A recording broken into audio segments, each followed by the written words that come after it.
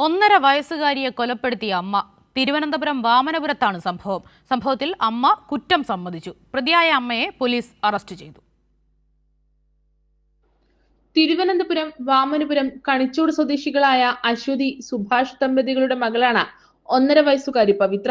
ഇന്ന് വൈകുന്നേരമാണ് കുഞ്ഞിനെ വീട്ടിൽ മരിച്ച നിലയിൽ കണ്ടെത്തിയത്. തൊഴിലുറപ്പ് ജോലികൾക്ക് ശേഷം മുത്തശ്ശി വീട്ടിൽ തിരിച്ചെത്തിയപ്പോൾ കുഞ്ഞ് കിടക്കുകയായിരുന്നു. കുട്ടി ഉറങ്ങുകയാണെന്ന് കരുതിയെങ്കിലും പിന്നീട് തട്ടി വിളിച്ചിട്ടും കുഞ്ഞ് എഴുന്നേറ്റില്ല.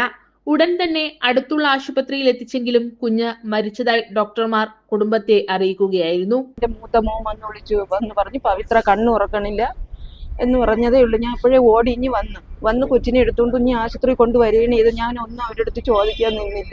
അമ്മൂമ്മ തൊഴിലുറപ്പിന് പോയിട്ട് അതെന്നപ്പോഴത്തേന് പറഞ്ഞു കൊച്ചു കണ്ണു ഉറക്കണില്ല എന്ന് പറഞ്ഞു. അങ്ങനെയാണ് എന്നെ വന്ന് വിളിച്ചത്. അതേ എനിക്കറിയാം. സംഭവത്തിൽ ദുരൂഹത വന്നതോടെ പോലീസിൽ വിവരം അറിയിച്ചു.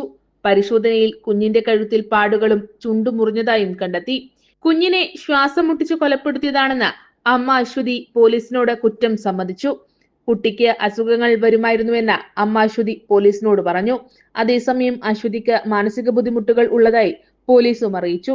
പോസ്റ്റ്മോർട്ടം നടപടികൾക്ക് ശേഷം നാളെയായിരിക്കും പവിത്രയുടെ സംസ്കാര ചടങ്ങുകൾ നടക്കുക. കേരളി ന്യൂസ്, തിരുവനന്തപുരം.